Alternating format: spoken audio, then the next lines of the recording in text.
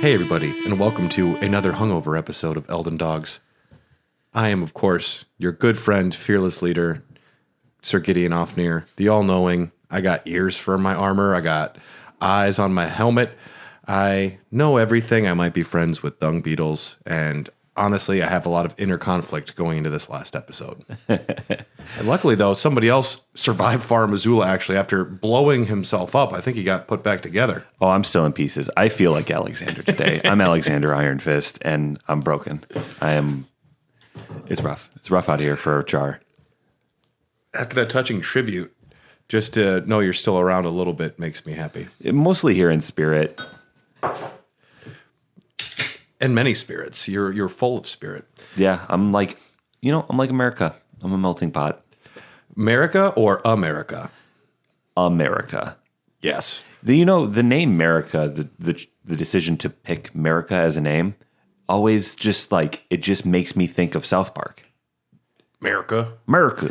You know, the more research you do into Elden Ring, the more you understand that there is just fathomless amounts of thoughts that go into naming conventions. I just prepared an outline for one of our next episodes about like biographies for Hidetaka Miyazaki and George R. R. Martin, and to hear about Miyazaki's approach to game design. He originally called it total control, and I was like, yep, I get it. He's like, I just need to make sure I approve every statue, every font, every window, every enemy, boss. It's a game that lives up to the vision in his head. And we're here today near the end of the regular journey. There's definitely going to be some more episodes, but like we're in the home stretch for sure. The Ashen Capital. Yeah. We're part of the Tokyo Beat Podcast Network. Check out all those other amazing shows. We're going to be drinking a special beer for this final episode. This is a collaboration between Eagle Park and 608 Brewing Company. Bourbon barrel-aged Imperial Stout with coconut and vanilla. I think I've had this one. Does it have a name? No. It's just beer. This was part of their series, which they did for one of their Joint Beer Fest. And it's got a porcupine and a recliner, which is how good I feel getting to the end of the game here. He does look very happy on the can. Yeah. There's a certain happiness you get from just getting your ass kicked probably a couple thousand times throughout the course of a video game. There are stats that I wish games just released that were available. Elden Ring might have some stats on the back end that I haven't looked into those menus in a while. But when I finally finished AC Odyssey and it said, you killed 5,300 and some people, and I said, wow, I am not a good person. That is Genghis Khan levels of insanity. Kids would be telling horror stories about you. Like, you don't go into the woods. Cassandra's out there. Eagle bearers out there. Yeah. So we have reclaimed the Rune of Death. We've unleashed it upon the world. We put Malekith, put him down, put a pillow over his head. He was a good boy, but it had to happen. Yeah. Because we need to get into that tree. We had to burn down that door, and the only way to burn that door was to unleash death back onto the world. The Erdtree is now burning. Yay! Yeah. Get out the marshmallows. Let's make some s'mores, roast some weenies. It is. The wildfire is spreading. Today, I put on the old Elden Ring, and I just kind of I transported around all the different spots in the map just to see what the Erdtree burning looks like from far away. You can see it everywhere. I went all the way down to the Weeping Peninsula, over to Far Missoula, up to the tops of the giants. It was just cool to see. It's a big fire. It's a big tree, and it's a big fire. I think it's what they want Burning Man to be every year. Dude, if it was half that cool. That's what they're aiming for. Yeah. They want that. The first time that I saw it was actually a little bit of a spoiler for me because it was when I came over here once and you were showing me the candelabra whip. Yep. And I was like, wait, why does your sky look different? Why is the Roundtable hold red? Yeah, what's that? Yes, so the Roundtable hold is burning as well. Now, the Roundtable hold, this is one of those things where it could be a number of items. Some people think it's physically inside the Erdtree. I think it's just intrinsically linked, a spirit realm attached to the Erdtree. Doesn't matter, because there are no answers to some of these things. There are 10 bullet points of things that it could maybe be, but one of the things that both Miyazaki and Martin like to do is you have to bring something to the story, and it's your story. Yeah, definitely open for interpretation. George R. R. Martin's really good at that. Yeah. But the reason he's so good at it is because he packs the world with so much, oftentimes biased history told in one way or another, to where you feel like you know the world just as well as the characters know the world. Or eventually you get to the point where you do. So you can start inferring things like you're the absolute authority on them. Yeah, I feel that way about A Song of Ice and Fire more than 95% of people. Then there's that, like, the upper echelon of mega studious nerds where I'm just like really studious nerd. The top 3 or 4 of them should just get together and write Winds of Winter, because they already probably know what's going to happen. I mean, the show's over. Yeah, I think Martin's definitely changing some things around for that. But there are repercussions to burning the Erdtree. The Roundtable, like we said, is on fire. Enya, our sweet little old lady crone who has been talking to the fingers for us, she's just very dead. Yeah. Turns out if you're like 1,000 years old, that's not an official number, but she's old.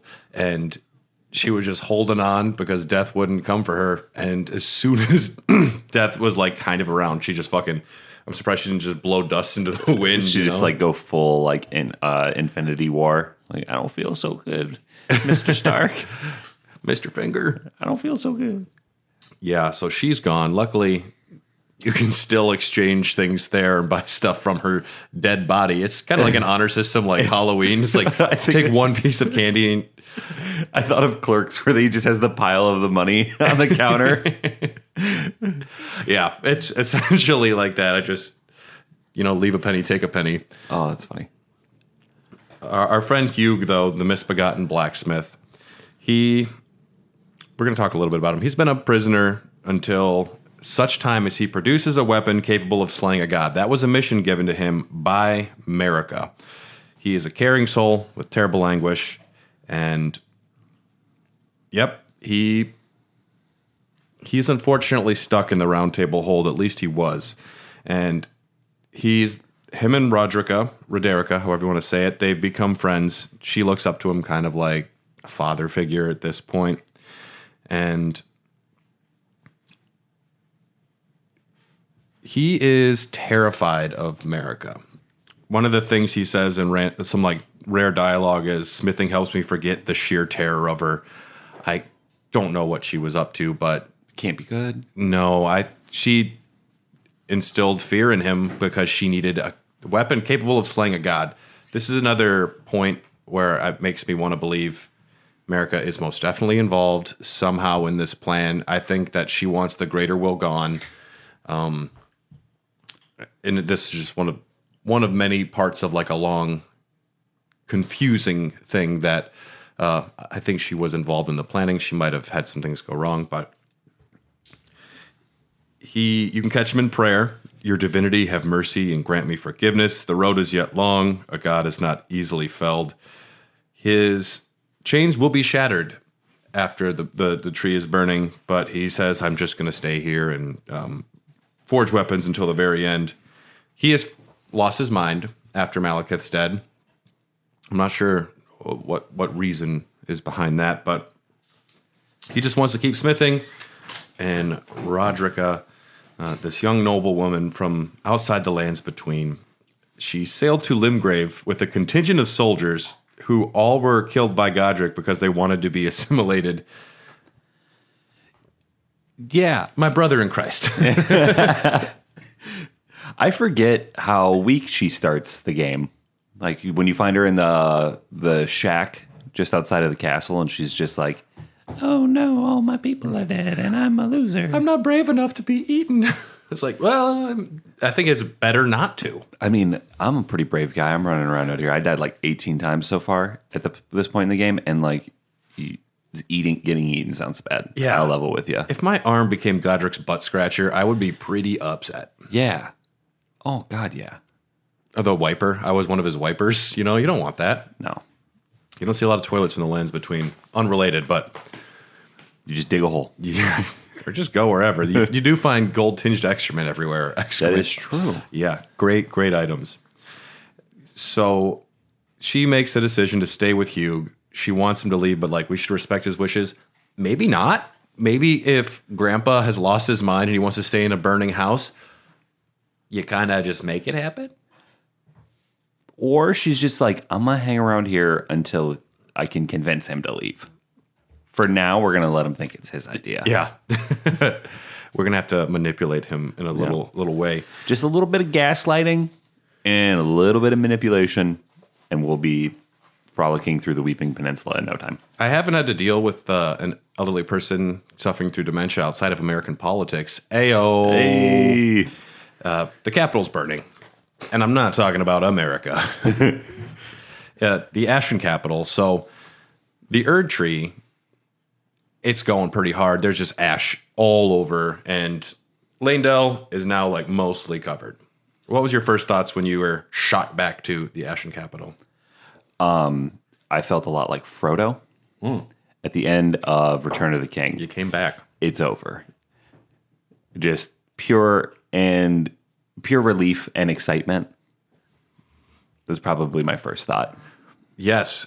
Before you defeat Malekith and stuff, you might want to do a run through the capital to get a few items. There are things you can miss permanently. There's a seal. There's a couple talisman, a legendary armament. So you might want to grab those. But the royal capital has been buried in ash from the burning Erdtree. That capital just can't catch a break. No, it's had a rough time. Yeah. Morgoth did what he could, but when you can't show your face, it's hard to lead. That's true. Tyrion kind of had to hide himself a little bit too. There's some great rulers in ancient Game of Thrones time. After the House of the Dragon, there's one of the characters in there becomes kind of a extremely disfigured leader, and they do an amazing job, but kids are terrified of him. Bad things happen to everybody in all of these things in this game and those books, but you still have access to the subterranean shunning grounds, but most other places within the capital turn to dust. There's barely even any enemies in the capital now. It's mostly just a barren wasteland, the desolation of the Tarnished. That's a Peter Jackson movie right there. Yeah, they're 3 films. They're making an animated Lord of the Rings film now, which is weird. About the Rohirrim. No shit. Yeah. I heard they're trying to remake Lord of the Rings. They can fuck off. And I sometimes watch the extended versions when I'm going to bed, just for something on in the background. Yeah. So I've seen them probably a million times at this point.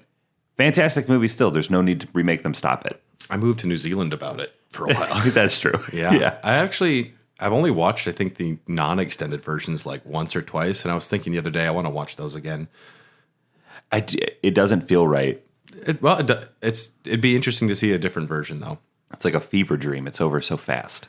So one of the things you can do is, so you're kind of trapped in this little area of the capital, but if you use a Site of Grace, no, you didn't do this, and go to the Forbidden Lands and backtrack towards the capital, you can get on the other side of the wall, which there's no way to get between them, but if you come the other way, you can get on the other side of the wall. And you do this to go get a talisman. Now, unfortunately, there are 3 ulcerated tree spirits there. Light work. It's fuck you hard. You came all the way here just to get slapped many times. There is a talisman, though. I think it's one of the legendary ones. It's the Erdtree favor +2. And yeah, you'll probably want to go grab that. But yes, like I said, 3 ulcerated tree spirits. That's way too many ulcerated tree spirits. 1 is too many. I guess these spirits are all pretty agitated from the burning Erdtree. Yeah, that's true. That is kind of like they had one job. There is not a ton to do in the Ashen Capital. You can, as far as items, there's the somber ancient dragon smithing stone. There's 1 valiant gargoyle that's just pissed off and walking around. You can defeat him, and then he's guarding it. It's easier to defeat him, but you can run into Brother Corrin. You remember Brother Corrin? He wears a wheel for a necklace, and he's a little too into religion. Yeah, never meet your heroes. Yeah. Because he did, and it's like the more you learn about Aaron Rodgers, you're like, maybe he wasn't the coolest guy I've ever known. Yeah. And Brett Favre, it's like, wow, you're kind of a shithead. Yeah. Well, I'm sorry, it's Packers game day for those. I'm wearing a Nick Barnett jersey right now. I really look forward to potentially hating Justin Love in like 14 years. See, you don't even remember his name. Jordan Love. You said Justin Love. Did I really? Yep. You're already doing the Brent Favre to him. Oh, God. We'll never forget you, Brent. Brother Corrin is, of course, a cleric of the Golden Order. He was exiled for his prophecies, but he refused to recant them. So there were a number of prophets that foresaw the burning of the Erdtree, and that's like if you were a Catholic priest or a priest, and you said, like, I have a vision that the Vatican. The Vatican is going to burn. They're like, well, fuck you then. But that's what happened to Corrin, and prophets sometimes glimpse it within the faith. When this occurs, their sole reward is banishment. So Corrin was banished for a time before the Tarnish came back. While teaching incantations and wanting to explore the secrets of the Golden Order, he is a big fan of Goldmask. He is trying to, his main goal is meet Goldmask to validate his beliefs. Which, you're just really setting yourself up for failure at that point, because if your views don't align with Goldface after you meet him, then you're just disappointed. I love your words today. Goldface. Goldface. Yeah. It's a Bond villain. It's actually a villain from Michael Scott's wonderful film Threat Level Midnight, played by Jim Halpert. That is the Threat Level Midnight Dogs. That'll be a separate series. Yes. Yep. It's only going to have to be one episode, but we can delve in. Yeah, we can rank that one. Yep. Yeah. He frantically needs to record his wisdom, the movement of Goldmask's finger. He is obsessed. This is his life's calling. And while he even says this, the Golden Order has bestowed me, talentless as I am just supposed to record better people than me. Sad.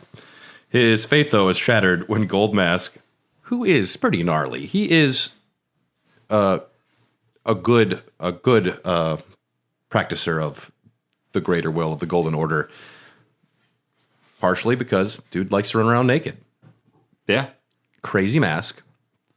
Those are not negatives or positives, in my opinion. And naked's cool, but he doesn't dress himself fancy. Some religious leaders want to like get super dolled up and dress nice, but he is trying to figure out what happened, what is going on with Marika. There's a secret that he's been just like looking at the tree.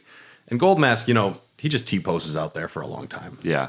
Could you imagine how long he's been standing there, and then all of a sudden you light that bitch up, and he's just like, oh, shit.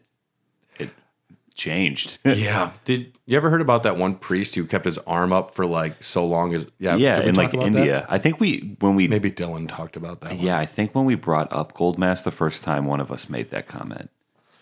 His faith, though, is shattered when Goldmask realizes that Radagon and Marika are the same being. All because one statue maker made a hidden statue that when you can do a certain incantation, the statue goes, woo. It does what? It's just, it's how magic works. And yeah, Corrin, I've finally come to understand the master was nothing more than a madman. It's like, okay, just take a breath, take a deep breath and just hang out for a second. Enchanted by a vain and ruinous delusion, he rejected the perfection of the Golden Order, seeking to supplant our glorious faith with his own. Sadly, every single thing in the world is not as good, pretty much, as people want to believe. Yeah. It's called growing up when you realize that. Yeah. Life doesn't give you a handout. It's hard. Get over it. It's fucking awful. Yeah. Quit complaining. Sometimes the woman you idolize might be part man, and that's cool. But it's if you're not cool with that, it's on you. Yeah, then you got some stuff you got to figure out. So there is location 1. You can find him near the base of the giant spiral spear. This changes. If you gave him the tonic of forgetfulness, which you were supposed to give to Lizard Girl. No, not Lizard Girl, to Nefeli Lou. Is that what that thing is?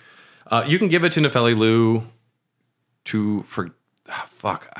I'll get confused by all this. The tonic of forgetfulness, that might have been for Raya. There's a lot of moving parts of this game. I can't remember if that's the one that I gave to Gideon. Yeah. The tonic of forgetfulness, you can give it to Corrin up in the mountaintops of the giants, and then he will remain at the bridge south of the Stargazer ruins up there. If you give it to him, and he'll just be like happy and forget everything. Well, blessed sounds nice. Well, blessed are those that forget eternal sunshine of the spotless mind. I nailed that quote. That was good. Thank you. Yeah. Fucking wow. Exhaust Corrin's dialogue, and you can get his bell bearing and his flail. Get his robe, and it says, even after exile, he refused to recant his prophecies, and for this, he was blessed with the guidance of grace. The cartwheel draped on his neck served as a reminder that true guidance awaits those with iron wills, those with unwavering faith. In terms of endings, he kind of has a good one. You think so? Yeah, compared to like how other characters go. Like I killed Margit twice in canon. Well, once has both of his names. That's a bad ending for a character. I think those might be little projections of Margit or Morgott. Don't tell me there's another one. Well, we already fought them. Well, you can fight two before Leyndell on the way. One at Stormvale and one in the wild. One in the wild? Yeah, there's a peasant dude that turns into him. That's right. Real tricksy. If you you can manage to burn the Erdtree before ever reaching the Altus Plateau, meaning Brother Corrin never leaves the Roundtable hold. Damn. It's tough. You have to get 2 Great Runes, and you have to go through the underground to Godwyn, and then they'll shoot you into Leyndell. So you can skip going anywhere outside in the Altus Plateau. That's wild. It's odd, but it's possible that Corrin actually just never leaves. And then he will disappear from the Roundtable hold after it erupts into flame. But he is, upset at this point. You can either kill him, which I do. I just put him out of his misery. I mean, maybe it's better that he goes out. Either way, if you let him go, you just come back and his robe is just there. So he just all of a sudden he's like, takes all his clothes off and runs away, which I like that ending. I guess that is a good ending. And then like he spends enough time in the wild, he just becomes Goldmask. Maybe running around naked crazy. It's a time travel loop. Yeah. It's like Looper. I've never seen it. He's played by Bruce Willis. I've heard it's pretty good. And then Joseph Gordon-Levitt has weird contacts. Yes. They tried to like do some technology, some CG to make him look more like Brad Pitt when it's Joseph Gordon-Levitt, and it looks uncanny valley. I know, and they should have made him look like Bruce Willis and not Brad Pitt for the logic of the film. Did I say Brad Pitt? Yeah. Fuck, dude. Damn. We had a good weekend. Man, yeah.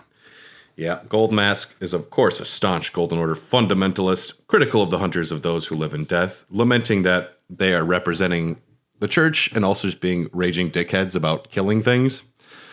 He realized Radagon is Marika, Finkel is Einhorn.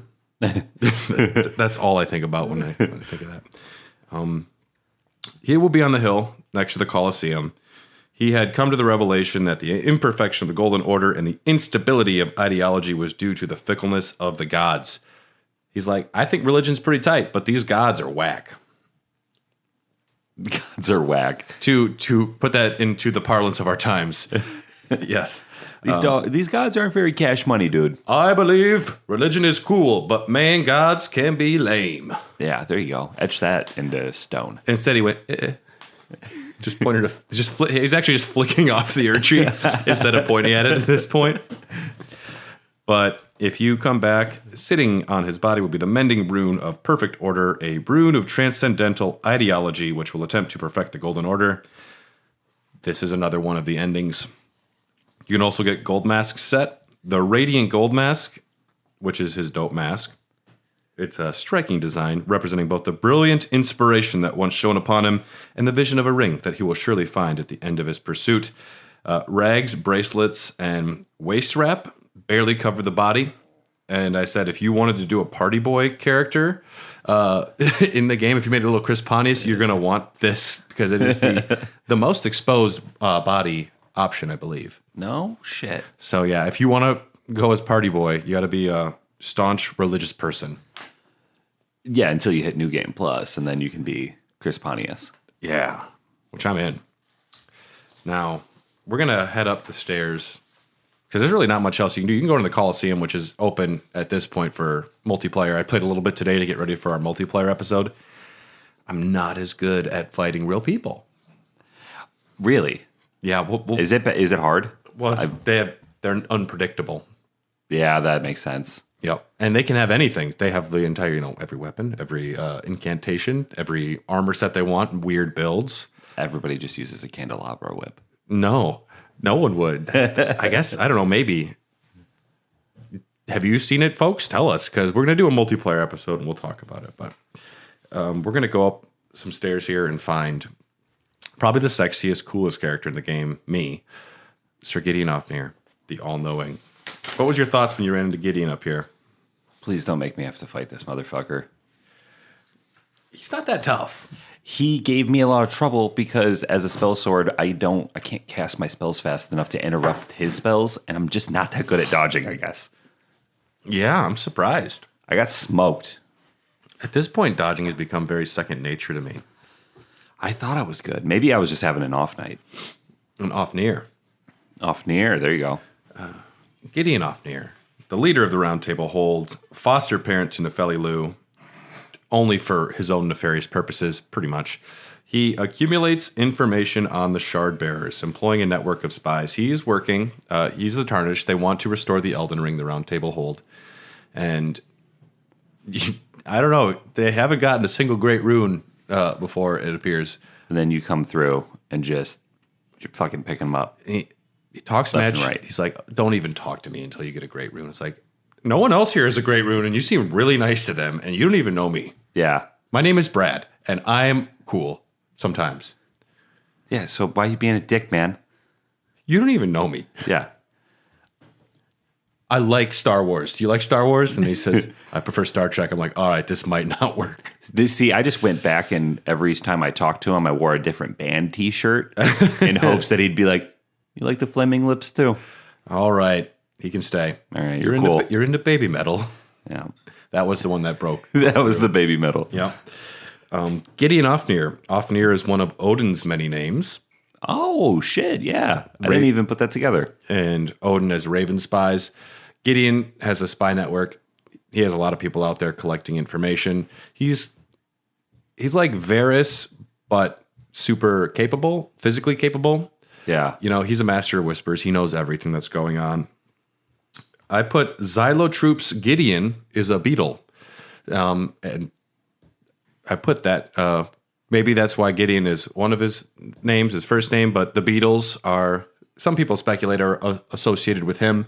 They're out there carrying information and arts and stuff and items, and they're rolling them around, and maybe they are a way of gathering information.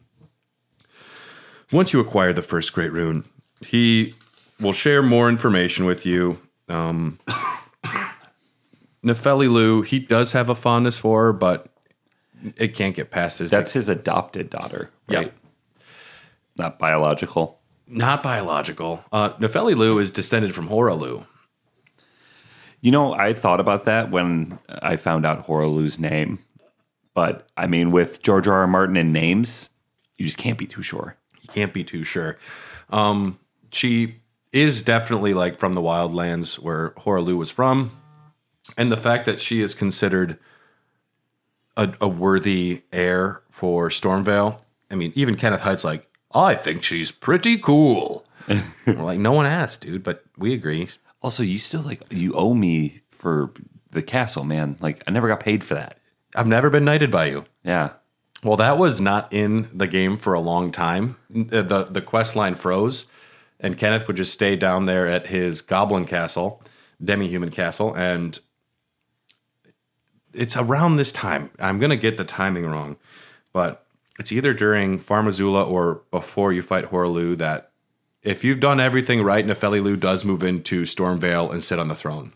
Yeah, because when I didn't give her the potion, I thought I did. I was like, oh yeah, I totally gave it to her. And you guys told me about that I could actually have a good ending. Because I had just vegetabled my boy at that point, and I was looking for a new friend.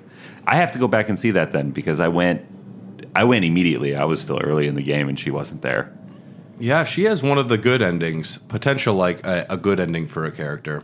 Yeah. Until Elden Ring 2, where she's all grafted out the yin-yang and just, like, looking for a fight. If there is an Elden Ring 2, I think there will be. There's got to be, right? Well, there's a DLC. There doesn't have to be anything.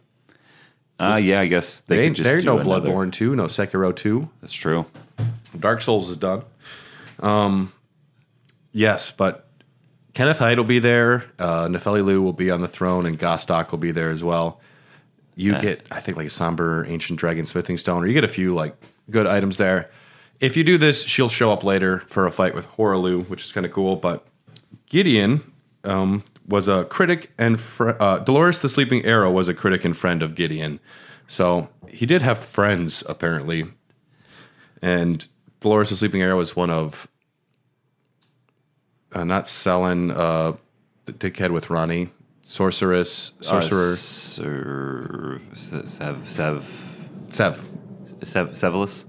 Seluvis. I don't remember. Yeah, good job. Yeah.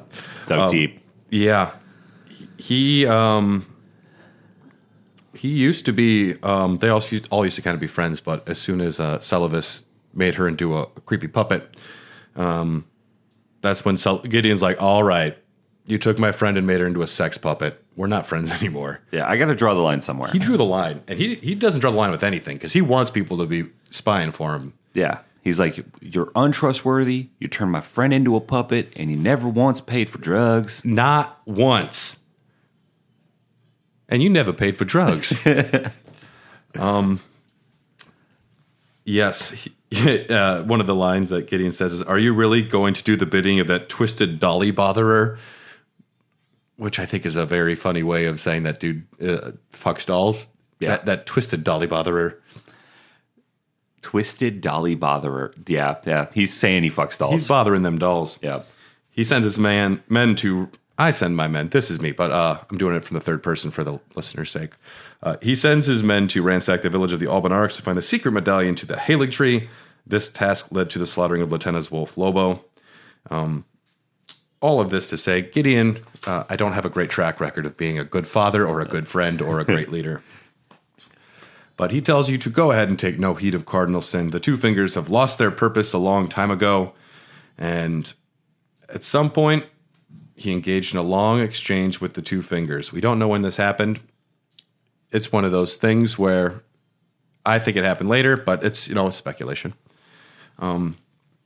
He learned that everything, including the Erdtree and the Two Fingers, had been broken. He glimpsed into the will of Queen Marika the Eternal, shuddered in fear at an end that should not be. He concluded that the Queen wished for the Tarnished to struggle eternally. So he essentially had a long night of drinking and talking with two hairy wigglers that can't talk back. Or maybe this is more of a mushroom trip, it sounds like, where your convictions change extremely and suddenly. Yes. He decided that it's Marika's will that nobody gets inside the Erdtree, that we are meant to struggle forever, potentially. I don't know. Maybe he also just wanted to get the credit for himself and run in there. I've seen there's going to be a lot of speculation for everything. I lean to the fact that I think he wanted to be the Elden Lord. Like, he wanted to be the guy. He wanted to be the starting quarterback. It's a shame that if you who did all the work just dropped everything and died in front of me right now. Yeah. Yeah. Yeah, exactly. Gets the credit. Yeah. Yep. He commends your spirit, but alas, none shall take the throne. Queen Marika has high hopes for us that we continue to struggle. Yeah, but perhaps he's a coward. That's not high hopes. Continuing to struggle, that's not high hopes. The status quo is not going well. No, you should actively look to change that. You shouldn't struggle. You should try to have a better life. Yeah. Try a little bit. Yeah, oh, that would suck. I put, perhaps he is just a coward, unable to competently fight. He lets you do the hard work. Perhaps he realizes the Tarnished being an Elder Lord would be a worse fate for everybody. Perhaps he learns that Marika's machinations in the entire plot of the game. He has become disenfranchised and manipulated. He doesn't want the Tarnished to destroy the Greater Rill. Either way, Gideon is upset and he wants to kill you. Yeah. Well, maybe he saw, the vision that he saw, the ending that could not be, or whatever you just said. Yeah. What if it was you coming? So he's got to kill you. That's why he's waiting around. He's like, I can't die yet. I got to survive long enough to kill this fucker that's going to show up one day. And then I'll have all the shit that I need. I can tuck it away. We can continue to suffer. Even though that Gideon, we have never seen him fight at all. He's convinced that he is like one of the only things that can stop you, and you must be stopped. I mean, he's formidable, but it's also like an ego thing. Pretty cool. Based on the shard bearers you've defeated, Gideon will gain access to a variety of spells. No shit. Yep. So the more demigods you've defeated, the more spells he has. Like if you defeat Melania, he has Scarlet Aeonia. If you defeat Moog, he has Blood Boon. So you'll see him use a lot of the different skills from the bosses we have fought. That's cool too, because in canon he knows, like, he can give you information on all the shard bearers right at the beginning of the game, like, so you should go after. It's like, it's almost like he's studied them a whole bunch and he knows like their patterns and like what spells they're going to use. Yeah. It just makes sense for his character to be able to do that. Did you have any issues fighting him? Yeah, a whole bunch. Oh yeah? Yeah, a lot. It sucked. I got it a little bit spoiled for me in one of the videos I was watching that you fight Gideon. Mm-hmm. And so that was kind of a bummer because that would have been a nice surprise. But I don't attack fast enough to break his spells. Yeah. Like, well, because you're using spells. Yeah. Instead of just stabbing him with a stick. Well, I have Moonglow, and like that helped because that unsheathed. Moonveil, God. Moonglow is a local Milwaukee band that is fantastic. I was listening to him last night. Yeah, they're very good. I have Moonveil, and the unsheath attack, the magic one where you can go overhead or to the left, is fast enough to hit him, but I had such a fucking hard time with Gideon. Yeah. Extremely weak against madness. Inescapable Frenzy can kill him in one hit with some buffs. No shit. Yeah, this dude, he's just on the brink of having a complete mental breakdown from all of the knowledge he has.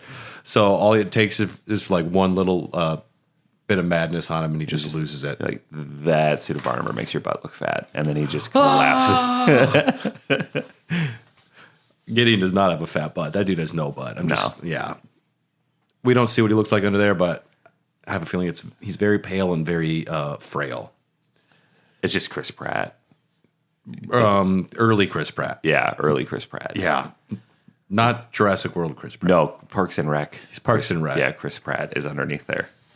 He drops the Scepter of the All-Knowing, which is a hammer. Scepter in the form of a hand grasping a pearl. The pearl stands for the world, heavens, and an eye, representing the many forms of knowledge never fully attainable. He's kind of up his own ass. Yeah, a little bit. Yeah. He always has been, though. He always has been. Yeah.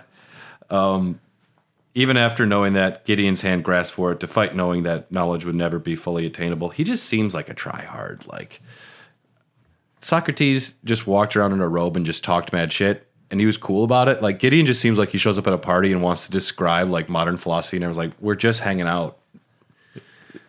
we're just having fun, man. I just asked you for a beer. Yeah, but we're going to talk about existentialism now. Yeah. It's like, oh, fucking Gideon. He's doing it again. He's not invited next time. Honestly, it's just an Epicurean philosophy. They say that in that 1975 song, so I Googled it. I looked it up. Do you want to know what it means? Do you know why I have ears on my belt? It ain't Ed Gein. Those are nipples. This has a unique skill, knowledge above all. Raise the scepter to manifest the realm of the all-knowing. Enemy magic and holy damage negation will be reduced for everybody. Yeah, it's just... I mean, if it hurts you as much as them, as long as you have a plan. His all-knowing set of armor, set with countless eyes and ears. Knowledge begins with the recognition of one's own ignorance. The realization that the search for knowledge is unending, but so essentially, true knowledge is knowing that you know nothing. Yep. Bill and Ted. Was that them that coined that phrase? I thought it was somebody in Socrates history. Johnson. Oh, okay, there we go. Yes. Yep. But when Gideon glimpsed in the will of Queen Marika, he shuddered in fear at the end that should not be. A tarnished cannot become Elden Lord, and a man cannot kill a god. But go to bed, Gideon. You've had enough. You've read enough for today. Yeah. Luckily, I survived and ran off to record this podcast later on. Yes, it's been a great time in the lands between. Thanks for listening to this podcast. There's not a lot of other podcasts out here. Do not listen to the Volcano Manor show. It's full of lies. And just production's bad. The production's bad. They're lizards. There's a lot of hissing, and the mic picks it up just too much. We won't talk about podcasts in the lands between. I'm just thinking, though, which one would be the most interesting? Kenneth Haidt. I would listen to a Kenneth Haidt show. He would be... That would be pretty good. He would run a news show, and it would just be incredibly biased. Yeah, because you could... Well, I'm trying to think, like, the Ben Kissel would be Alexander Iron Fist. Yep. Naturally. I don't know who's Henry Zabrowski would be, but there's got to be a way I could make the last podcast. But Marcus Sparks could be Gideon. Could be, yeah. Yeah. Patches. Patches? Patches. Henry could be Patches. Yeah. That's a good Zabrowski, to be honest. Because he's wily. You never know what he's going to do. He just loves talking shit and fucking with people. Yes. You get past Gideon, and you get into Marika's bedroom, which it's called Marika's bedchamber. It is where she slept, and it's just I didn't realize before. I mean, there's a giant like light that comes in, so it's like the skies can look down in there, and her bed is one of those like half crescent stone things that you kind of see at various spots for sorcerers, or sorcerers. It's to help commune with the stars, with the sky. It's a stone bed, which doesn't look great. It's supposed to be really good for your lumbar, though. Oh, with lumbar? Yeah. Laying on something stiff is supposed to be good for your back. Yeah. I've slept. Some of the worst places I've ever slept was the best my back has ever felt. It's weird.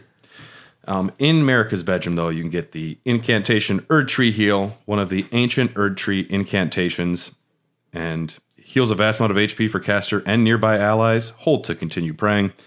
The Erdtree once flourished with abundance, yet it was only for a fleeting moment. Such is the course of all life. It can heal late-game Crucible Knights, even if they're your enemies. So this is it's a weird note, but don't use this around Crucible Knights if you've been using it. So it doesn't make them friendly. It just makes your torturous fight go on longer. It just works for them. Yeah. They're just associated enough with the Erdtree. Could you imagine if they just put their sword down and they were like, thank you? I realized the error of my ways. Yeah. I am going to be a friend from now on. Instead, they just killed me. They killed me a lot.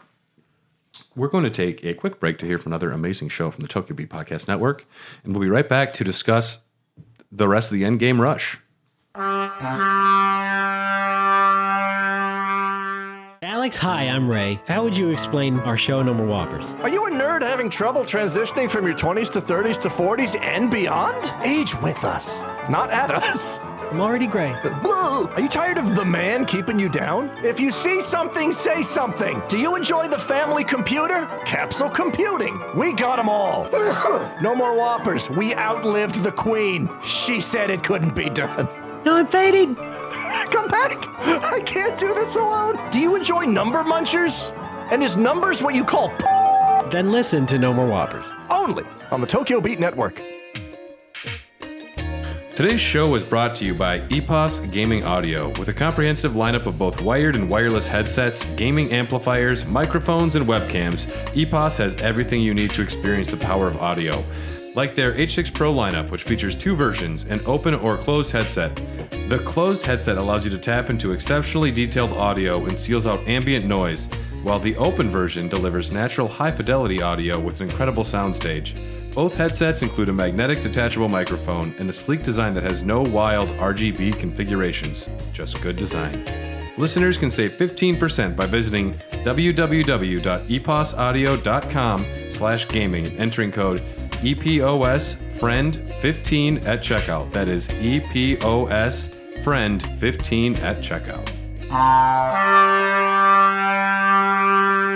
Hey everybody, and we're back. Tyler, did you beat the game yet? No. How far did you get? I am currently fighting Horlu. Oh, you didn't get past Godfrey. Oh, okay. That's understandable. Godfrey is a mean motherfucker. Yep. The cool thing is, well, it's one of those games that I'm not mad that has been spoiled for me because I needed the help. I wouldn't be standing here today if it wasn't for all of the people that I looked up and cheesed from YouTube. You are going to have a nice little fight with the Elden Beast and Radagon when you get there. I heard the Elden Beast is not as bad as you would think. They might have lied to you. It's depending on your build. My first time through the game, one of the, not many attempts. This second time, the Elden Beast was a not fun boss for me. I got spanked many times. Really? Yep. But it's about, well, we'll get to the Elden Beast. But first, we're going to run in to the throne area right in front of the Erdtree. And let's talk a little bit about Godfrey. The first Elden Lord for the Golden Order, the former consort of Queen Marika the Eternal, father to Godwin the Golden, Morgott, and Mohg. One quarterback and two hunchbacks in Notre Dame.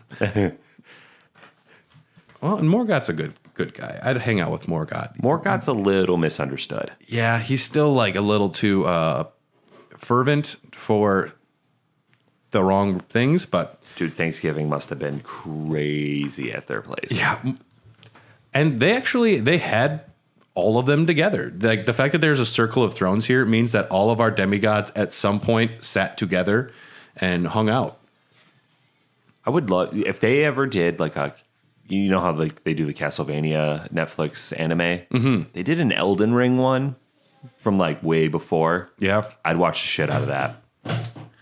Yeah. Mohg would be an edgelord.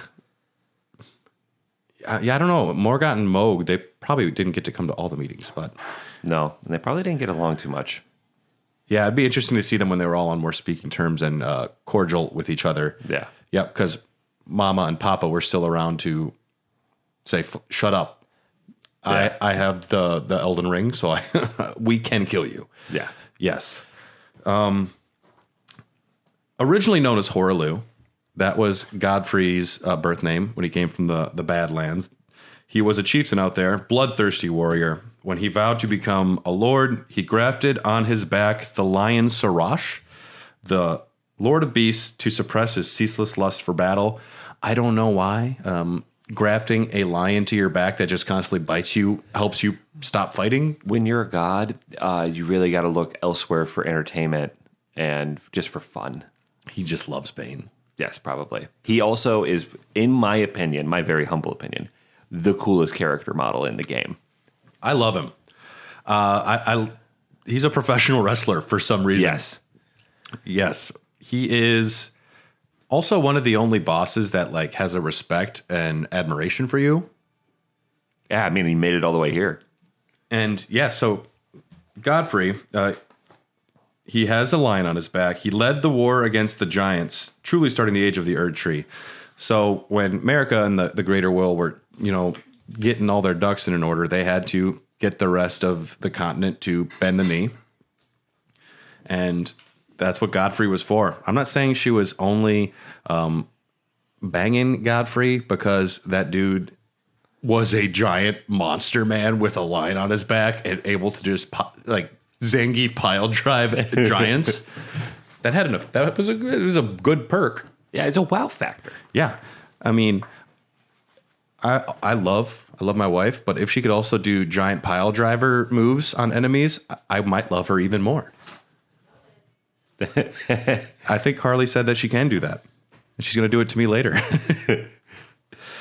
So he led the war against the giants. He faced the Stormlord alone at Stormvale. The Stormlord is a person we don't know a lot about, but they were associated with hawks. Godric moved into his castle and said, "I am the Lord." It's like, fuck you. But the Stormlord was fought alone at Stormvale by Godfrey. During the siege of Castle Morn, he bested a hero in a one-on-one battle, and when his last enemy had fell, the hue of Godfrey's eyes faded. Grace was lost. He and his warriors were addressed by Queen Marika, who informed them that she had taken their grace. As soon as you won the battle, the war, she's like, yeah, you're done. Get the fuck out of here. You know, that whole being reborn all the time? Sorry. Get out. Not for you. Everybody that has the guidance of grace, please step forward. Oh, wait, not you. And yeah, after the long march, the Tarnished came to an end. He divested himself of kingship, and him and his kinfolk left the lands between. He was a simple warrior once more. Nefelilu seems to be related to Godfrey. Parallels to Heracles with physical abilities and trials. Parallels to King Arthur, legendary king of a lost age, prophesied to one day return, and the Roundtable, Crucible Knights. Yeah. Yep. The Godfrey who we fought earlier, the Golden Godfrey in the Spirit version, had a full two-sided axe. So this is Godfrey before he left, and broke his axe somewhere out there in the wildlands, in the Badlands. Something broke Godfrey's ass. Someone broke his ass and killed him. It was a rune bear. It was just a great rune bear, not even a greater. Yeah. Yep. I could say that with total confidence. It was most definitely a rune bear. Could you imagine if he had a fucking rune bear grafted to his back? That was the only mistake he ever made. Yeah. Is not having a rune bear grafted. There's not a to his single fucking lion that I fought. back. Dude, that's a horrible idea. Yeah. I would, if they had done that, then no one would have beaten the game. Yeah. It's just rune bears all the way down. Oh man. That'd be like the mod that would kill, like, break people. It's like every enemy is a greater rune bear. Oh my God. I mean, there's one mod that every enemy is millennia, Yeah, I've seen that. and that's just wild. That's just the world that Let Me Solo Her wants to live in. Yep. I've tried reaching out to let me solo her. They have not gotten back to me. We want to hang out, dude. Yes, Beast Regent Sarash, leader of the Beastmen Society. Godfrey's axe is seemingly made by the Beastmen from Far Missoula. You can have 2 NPC summons available for this battle, which you wouldn't be able to have either of these, I doubt. Nefelilu, if you finish your quest line, get her to the throne, she can come in. Or Shabriri, if you've had 3 finger hugs. Ooh. Do you still have the taint of the Flame of Frenzy? Yeah. You should be able to summon Shabriri out there, unless you killed Shabriri on the mountaintops I don't think I did. when he's possessed your homie. Yeah, I don't think I did. Okay. No, I did. Then That was a long time ago. Yeah. We walk in, and Godfrey is picking up Morgoth's little corpse, and he says, "It's been a long while, Morgoth, long and hard didst thou fight." It's like, I have a feeling that Godfrey was way cooler with Morgoth and Moog than Marika was. He probably was the one who snuck him down little toys Yep. into the sewers. He's like, I'm not going to say you're a good dad, but it's nice that you cared a little bit. In terms of dads in Elden Ring, he's doing pretty good. He's doing pretty good. And he says, Tarnished warrior, spurred by the grace of gold, be assured the Elden Ring resteth close at hand. Alas, I am returned to be granted audience once more. He's there he wants to go get the Elden Ring and finish the game himself. Clearly he's worthy if he's gotten to the front gate. Yeah. And the battle is on. And the first half of the battle, we fight Godfrey, first Elden Lord. And do you have more trouble with the first half of the fight? Have you gotten to the second half? Yeah. I've only gotten to the second like 2 or 3 times. I've only fought him a handful because Gideon took a lot of my time. Surprising. Yeah. It's weird how that works. Sometimes certain enemies are the bane of someone's existence, and they're easy for others. Yeah. Well, I heard Gideon, like once I found out I was going to fight Gideon, I didn't think he was going to be too tough. Plus, one of the videos I watched, the guy murked him. And I was like, oh, that looks easy. I can do that. The trick is to suffocate Gideon. Get in close and just... Yeah, and I'm ranged mostly. Yeah, there's a great meme. With my spell sword. Gideon is all-knowing and super wise. Tries to drink empty flasks like throughout the entire battle. It's like, it's empty, bro. Yeah, no more in there. Nothing in there. Halfway through the battle, he says, that will be all. Thou didst me good service, Sarash, and he rips the lion off of his back. Pretty cool. Yeah. Super heavy metal. And then he just goes like, he gets the wrestling stance, covered in blood, And this guy scares me. Yeah. Yeah. Does wrestling moves. Super aggressive. But you take him down. Hopefully you have a nice Spirit Ash, and you summoned maybe Shabriri to come in there. But after the fight, Horaloo says, "Brave tarnished, thy strength befits a crown." He's like, "Yeah, you're pretty cool. You've earned it. I like you. No anger. It's nice having an enemy that just kind of like, good on you. Good game. Good game. GG." Yep.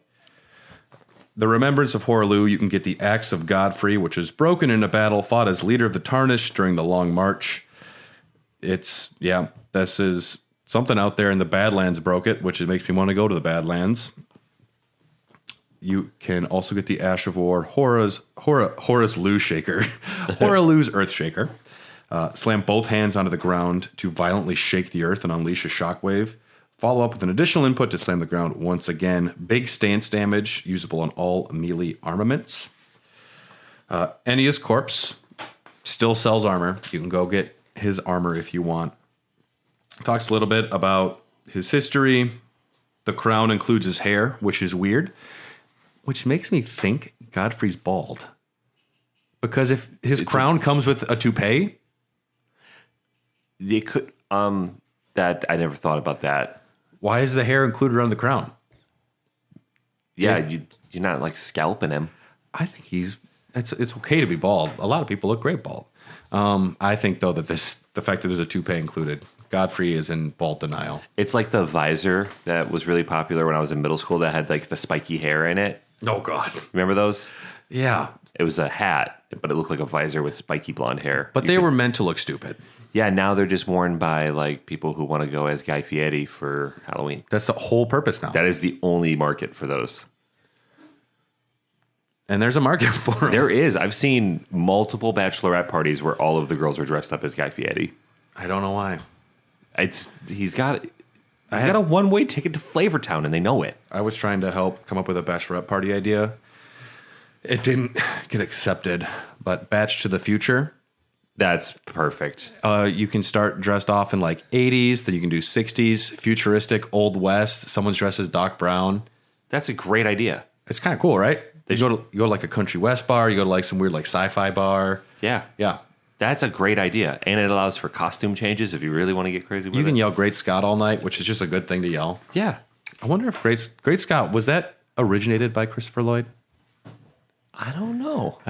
I mean, for me, yeah, because that's probably the first time I heard it. Dude, if you could rent a DeLorean, all right, yeah, that's a good idea. We've seen DeLoreans. I've seen, never ridden in one, but definitely seen them. Marika. Fuck yeah. Yeah. Gonna be the Elden Ring and save the fucking day, yeah. Teaming up with Ronnie to get my children killed, yeah. Totally regret it, and now I'm crucified and hanging up inside of a tree, yeah. Yeah, boom. That's her lore. Yeah.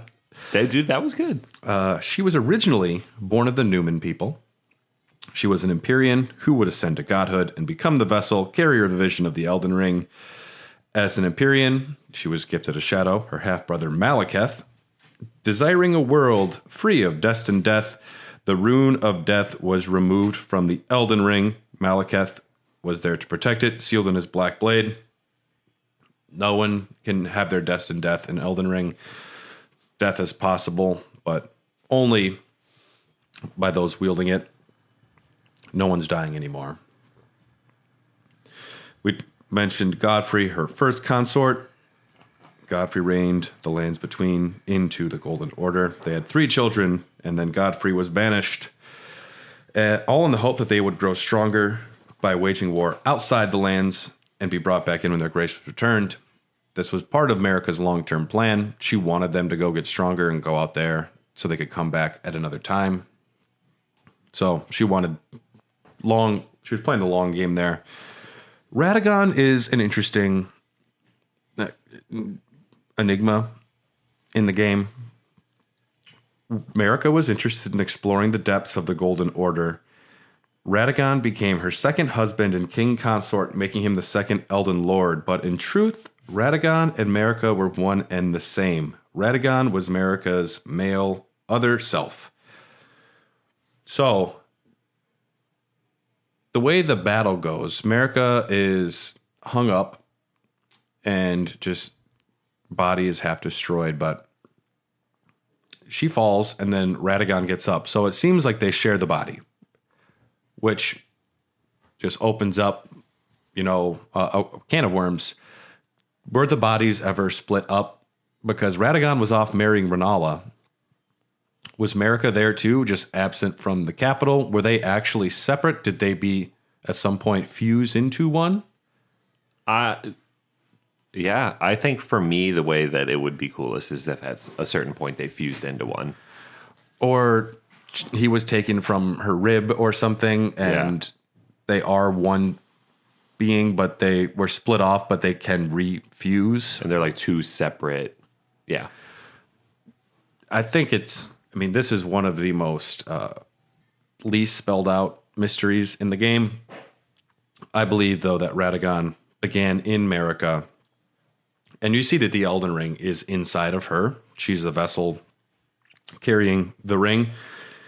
I think maybe just a part of having an entire code of physics and laws of the world and religion inside of you. Maybe you just all of a sudden can grow a person, but it's like it's God. It's just God bullshit. It's whatever they can do. It's some religion, philosophy bullshit. Yeah. In the best way.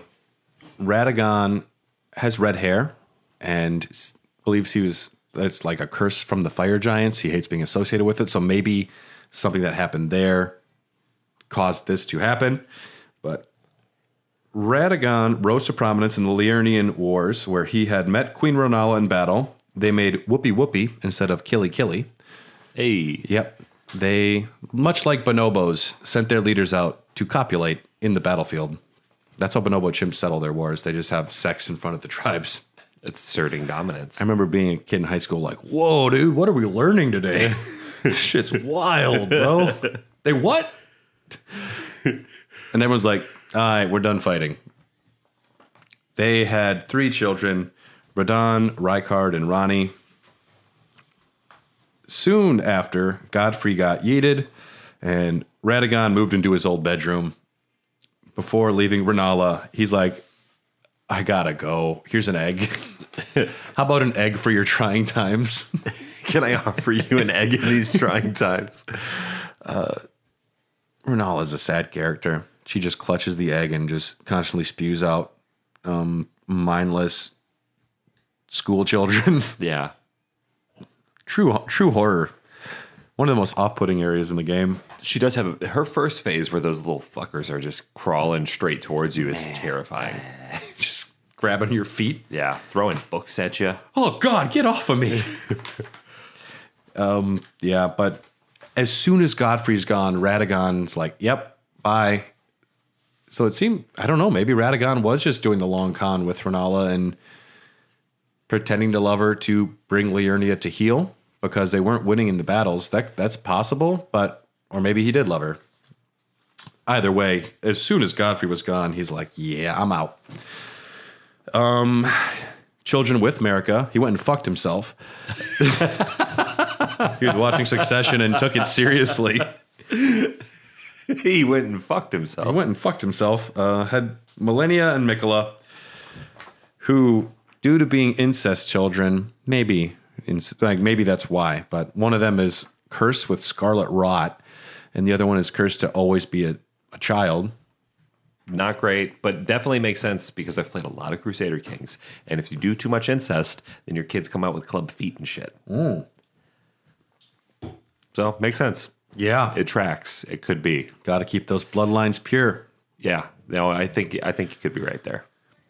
Radagon, we don't know a lot about him personal-wise. Like, we know that he studied both incantations and was interested in the sorceries when he was with Rennala. Practiced Golden Order fundamentalism, which incorporates both faith and intelligence. We don't. I mean, that's a lot of what we know. Him and Mikola were close for a while, but Mikola his goal was to cure Millennia. So as soon as he found out the Golden Order fundamentalism couldn't help with that, he went off to do his own thing. The Night of the Black Knives happens. Ronnie orchestrates the theft of a fragment of the Rune of Death. Godwin's caught in the crossfire. His soul is killed while her body is destroyed, resulting in fishmen, those who live in death, and Ronnie's quest. The first recorded death of a demigod in history. Speculation, Marika was said to have betrayed Malekith. Perhaps she wanted to expel the greater will from the lands between and set the stage for the Tarnished to rise. Godwin's death seems to have been a miscalculation, though, because it shattered her. I think she really didn't want that to happen, but I don't know what she thought was going to happen. Just an oopsie. Yep. So she used her hammer and shattered the Elden Ring. And then she instructed her demigod children to fight for the position of Elden Lord and Godhood. She wanted the shattering to happen. She wanted everyone to go to town. Radagon stuck with the Golden Order and used that same hammer to try and repair the Elden Ring, but at this point the runes are across the lands between. Wars are fought between the demigods. Marika was imprisoned inside the Erdtree, which, it's tough when you want to imprison someone, but you are also physically that same person. Yeah. Yep. You got to put yourself in timeout. Conjoined twins. If one's guilty of murder, does the other one go to prison?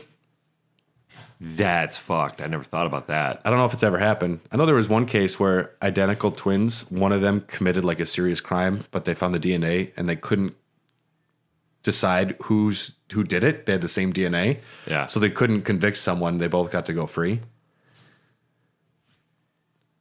Because you can't prove which it was one or the other. Yeah. Sadly, though, when Marika becomes imprisoned, Radagon is also imprisoned. The shared bodies share prison sentences. Grace was returned to Godfrey and the Tarnished. They rose from their graves because all the Tarnished were dead. Gideon was dead. Goldmask was dead. Fia, all of them. But they rose from their graves. The Roundtable hold was formed. And Hugh was assigned blacksmith here to forge a weapon that could slay a god. Now, into the weird reasons things are the way they are. I came upon a term called the rebus, an alchemical concept and the end product of the great work of alchemy. Described as the perfect being within alchemy, supposed to maintain balance in creation by all means necessary, born from the union of the Red King and the White Queen. Very much Radagon. Marika, they're known as a divine hermaphrodite, one being both sides of the same sex. Yeah. It seems like Martin was influenced by this. This seems like it was a Martin thing, and maybe both of them were involved, but since It's a rad idea is what it is. yeah. Radagon, get it? Like what I did there? Oh, seeing Radagon. Damn, that's Yeah. good. No, I think I agree. It definitely sounds like a George R. R. Martin thing, but anybody he would have pitched this idea to, they'd be stupid not to take it, because it's a nice little twist at the end of the game if you haven't already picked up on it through items and talking to people. Yeah. It's just a fucking cool concept. Well, and it's one of the ways that Martin does a lot of his things, like take this famous religion and change the name to a GRM and print it. Yep. Yep. Money in the bank. We're not going to call it the Red King and the White Queen. We're going to call them George and Martin. George and Martin. But yes, this was a single being possessing both male and female qualities. When the separate qualities are unified, once again, they form a transcendental being empowered by a dragon, the Elden Beast. Yeah. So there's a lot of symbolism happening there. We enter the room. Marika's body is hung up. She's missing half of it. She falls down, and then Radagon gets up. Hair turns red. The Elden Ring is visible inside Radagon's body. He is immune to blood loss, highly resistant to holy damage.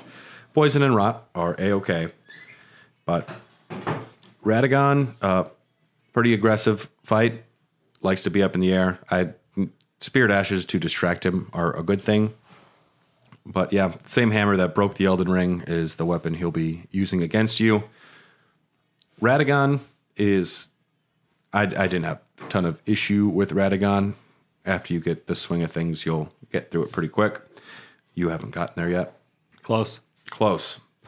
But after you defeat Radagon, the Elden Beast. So, we don't know a ton about Elden Beast. Long ago, the Greater Will sent a golden star bearing a beast into the lands between, which would later become the Elden Ring. The beast is the Elden Ring. The beast is... probably what came on that star, was the vassal beast of the Greater Will, living incarnation of the concept of order. Found a YouTube comment that I thought was nice from Doty's Watch Bobobo. Look, it's a winged space amoeba tree dolphin. I don't understand why you're having so much trouble with this concept. Well, when you put it like that. Well, you know, it is. I mean, you can... There's a thing that we do in the lore community where it'll have one sentence which is like straightforward and everyone's like, I'm going to write 30 paragraphs about this. And essentially, you're going to get to kind of where you started in the end anyways. You're going to make that full circle. It is, yes, it's a winged space amoeba tree dolphin. Immune to blood loss, highly resistant to holy damage, no poison, no rot. Magic?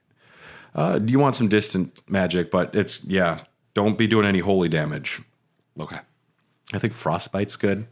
You want to stay as close as you can, but the Elden Beast does just transport all around the map. A lot of ranged attacks. I'm just going to glintstone pebble his ass. Just pebble him to death. David and Goliath. Yeah. It worked once. It could work again. Could work again. I've heard Black Knife Tish is a really great Spirit Ash for this. Plus, they were there to, kick things off. To kill gods anyways. Yeah. So, makes sense. Welcome back to the show. Elden Beast, you take him down. You get the Elden Remembrance.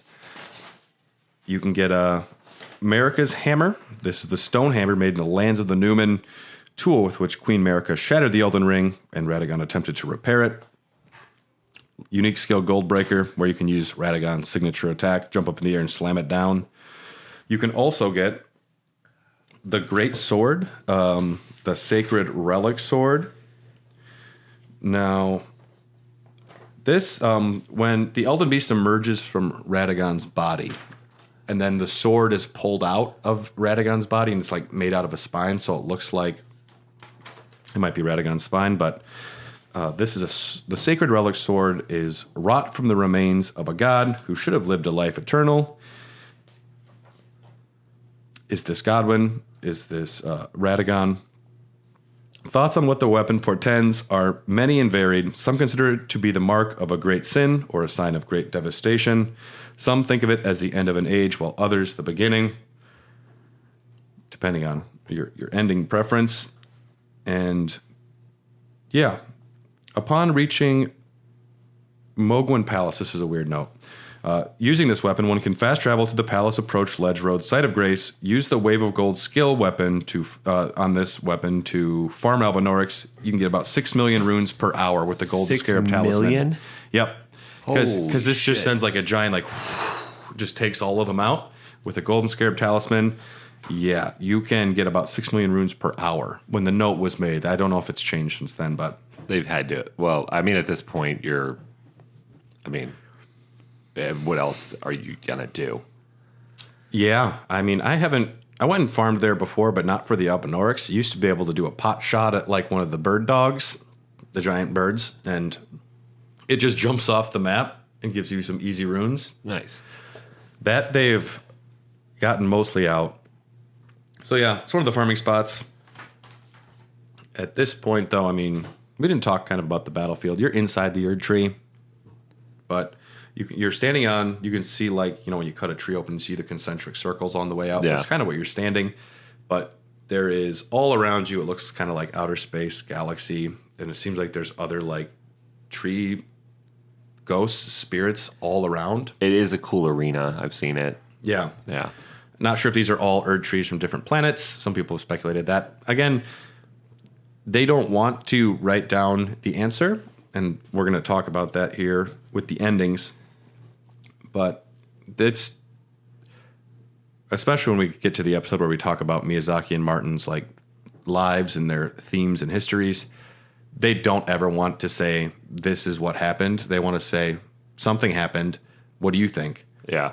And so, I mean, what do you think? It's essentially like whatever your interpretation is what is happening. Elden Beast is down. At this point, you are standing there in the battlefield, and you have to make a decision here. Also, this is where you change whatever armor you were wearing to whatever armor you want to wear on your final cinematic, because I'm not going to beat someone wearing my party boy outfit, but I might want to sit on that throne with my butt cheeks. Yeah. Yeah. You get to choose what you do. Age of the Stars, you can do all of the different Age of Fractures, whatever. If you have the Frenzied Flame, though, that's what you're doing. The Tarnished Champion defeats Radagon and the Elden Beast. Marika's body is split in two, missing a head and most of the left half. Most endings depict the Tarnished placing Marika's head back on her body, essentially becoming Marika's new consort and Elden Lord, potentially. Marika most likely remains unresponsive with the Elden Ring shining brightly in her body. She's probably just like a little Bach vegetable with the Elden Ring inside of her. Maybe not. That's what it seems to be. Most of the ages involve keeping the Elden Ring, maybe subtly changing aspects of how the world works, but it seems like you just put her head back on and she remains what she is, and you lead as Elden Lord with her kind of just being the Elden Ring. Maybe. Possibly. The Age of Fracture is the default ending. Continuation of the status quo. It doesn't seem like much changes at all, other than you are now the Elden Lord and you've brought, I mean, maybe you're a great leader. Maybe you bring things to heal. What kind of leader would you be? I'd be a great leader. What was the first thing you'd do with the Lands Between if you were in charge? I'd bring back Casual Fridays immediately. Yeah. Give the people something that they want. I'd also probably start throwing more games in the Coliseum. I'd probably end up being a terrible leader now that I think about it. Well, I mean, the people need to be entertained. And until you can make a Netflix series, you're going to have to be killing people. Yeah. Probably hold like grafting competitions too, to be like, look how gross that guy is. That's funny. Yeah. At this point, you've gotten rid of most of the demigods, and you've proven that you can just walk into any place and beat the shit out of people. Yeah. Never mind the fact that I died like a whole bunch on the way here, but when you're in charge of the Elden Ring, you can also make it so you can't die. Yeah, that's true. If you wanted. The Age of Fracture continues the status quo. You mend the Elden Ring, restore order to the Lands Between. Marika is seemingly still imprisoned, and it seems like the Erdtree is on fire. The Age of the Duskborn. This was Fia and Godwin, big old fish man. You use the mending rune of the Death Prince.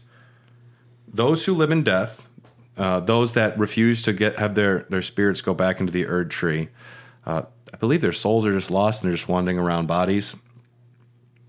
No longer will be prosecuted in this scenario. The Lands Between are engulfed in a harrowing fog, and the principle of life within death is embedded into the order, ridding the world of immortality and allowing the natural cycle of life and death to occur for all people and creatures.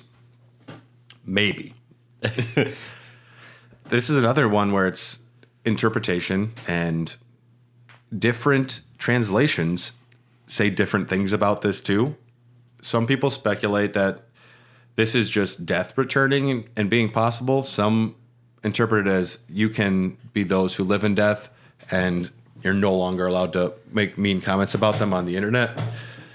They're essentially just part, like you can live in death and that's part of the order. It's either of those things. Death is back, baby. And better than ever. This seems like a good ending. Essentially, it's a lot of the status quo, but less persecution, and people are allowed to like die their own ways or live in death. Kind of, that's what I get. Yeah, let them. But again, I went down so many rabbit holes, and there's so many people saying 100% this is what it means, and The only answer I came up with is that nobody is 100%. Well, nobody's right. It's up to interpretation. Especially when you start going into Brazilian translations, you're fucked. Like, oh my God. Yeah, you're just having too much fun looking into it. The Age of Order, I do like this one. Use the Mending Rune of Perfect Order, the Goldmask one, to restore the lands between. Essentially, religion is a good force on the planet. It's the gods that are bad.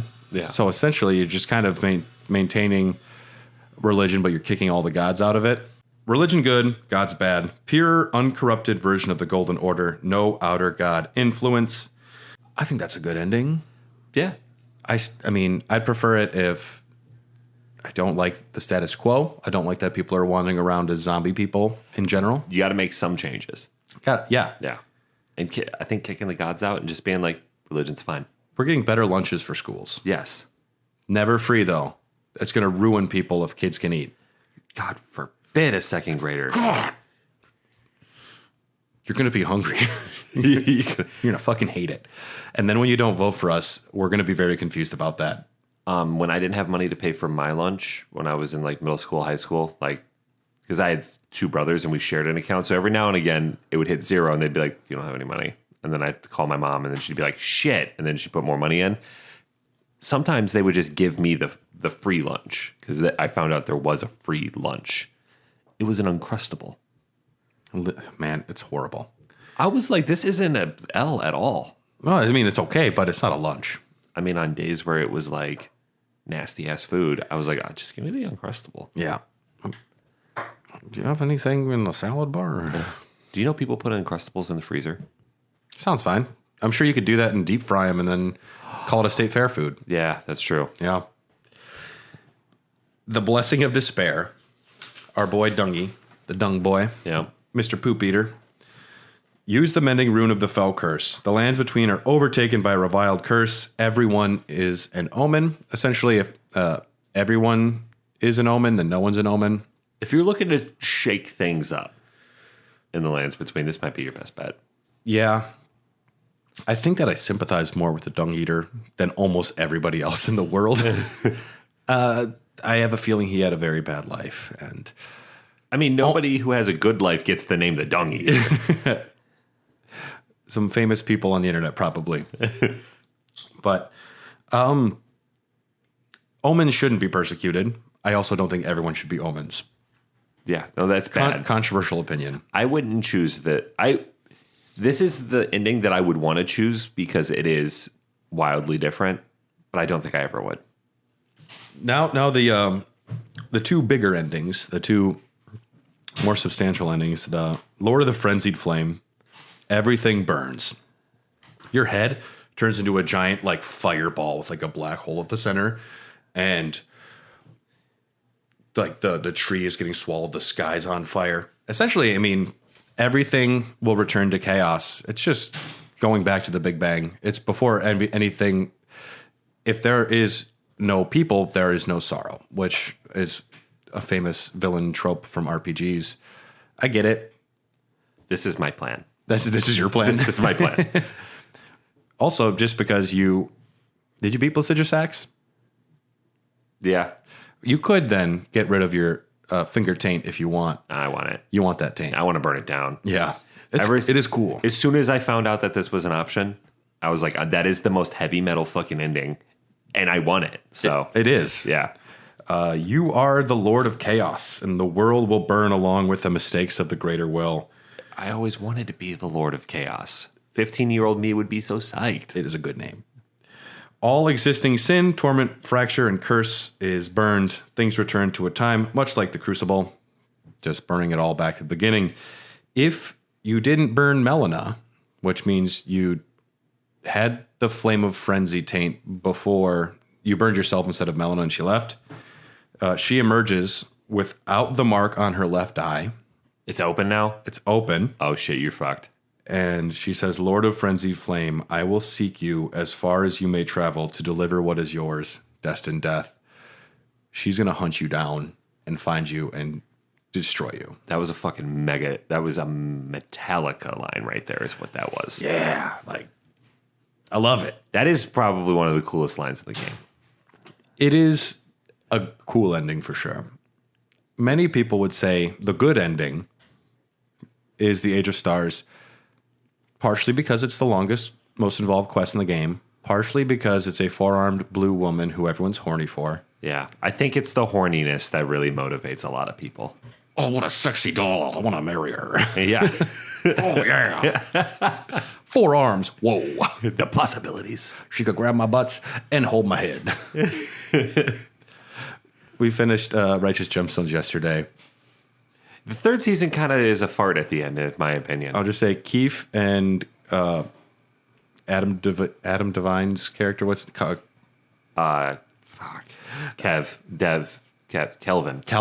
Calvin and Keith's massage scene is the funniest thing I've ever seen.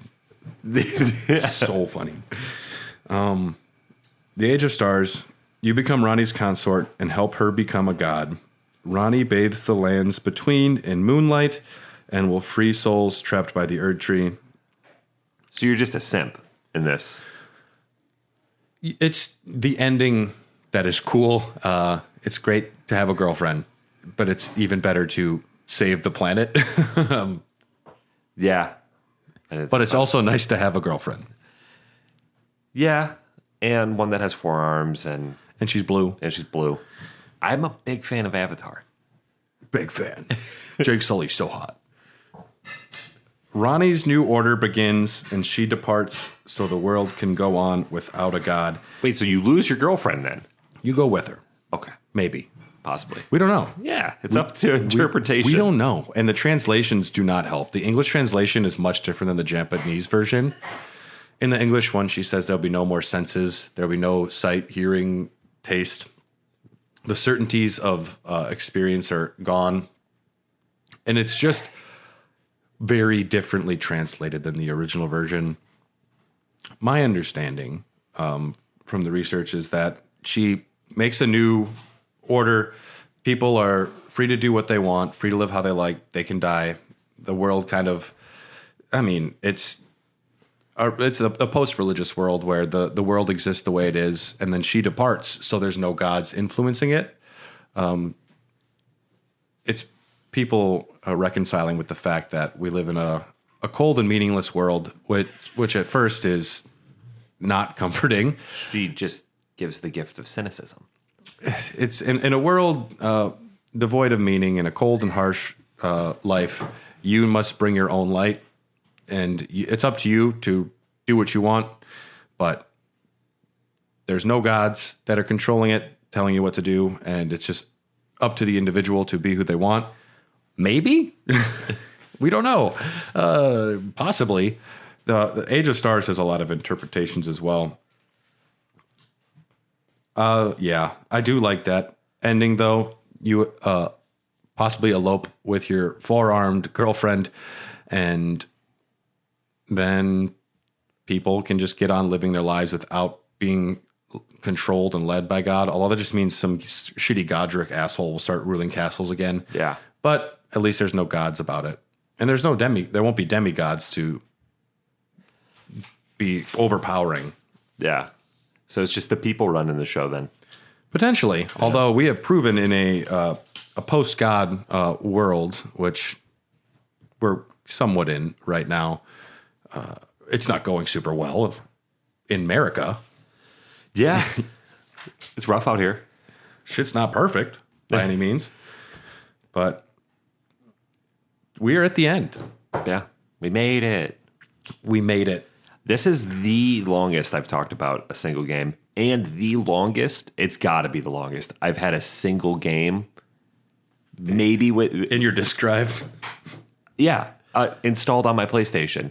If you count my PlayStation 4, because I ended up jumping over. Civ 6 might be the only one that I've had longer because it's such a small game, like file size, I can just keep it. This is probably the video game I've played more than any game ever. I looked at my hours between all my characters, and it's a lot. I was probably 250 hours, which per dollar is a good deal. I think I was up to like 160 or something like that with all characters, because I started at the beginning. I started over like 45 times. Yeah, made different builds and shit. It was my PlayStation wrap up last year, where they give you like your stats and whatever, like Spotify, if you have the app on your phone. Yeah. It was definitely my most played game by a long shot. Yeah. By like 80 hours. Yeah, we're here. We're at the end.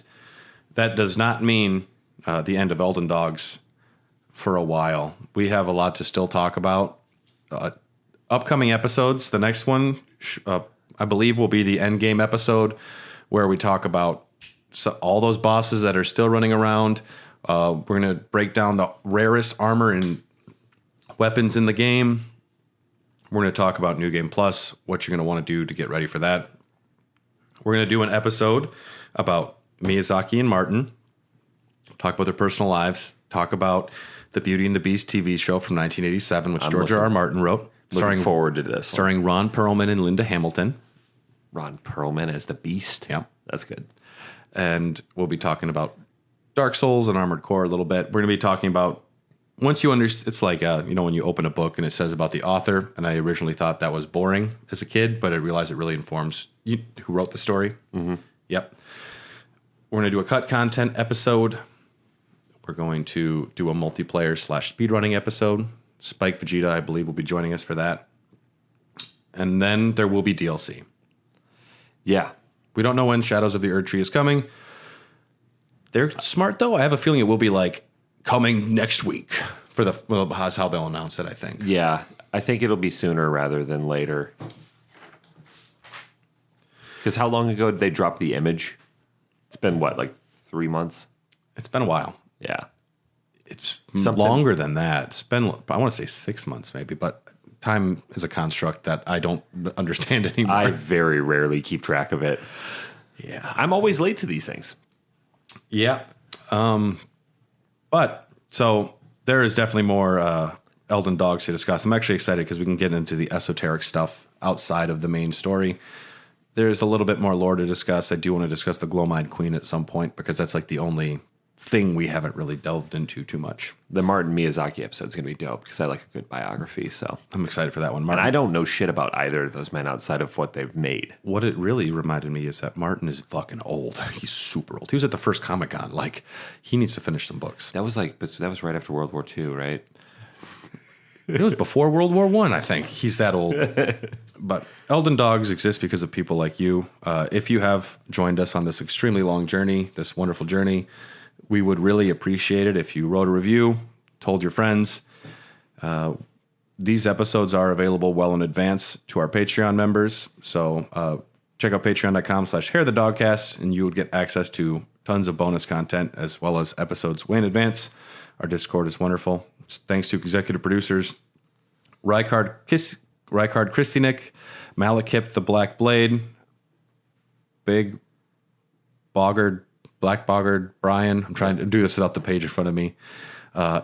Jordan Hoff of House Hoslow, and Phil. I forget Phil's cool name. The cool guy Phil. Nailed it. Yeah, we're on all the social media. Check us out. Is it the Festering Fingerprint Yeah. Phil. Very good. Nailed Very it. good. Yeah, there's more Elden Ring to talk about, and we will be back. But Thanks for listening. thanks for listening. We'll see you next time.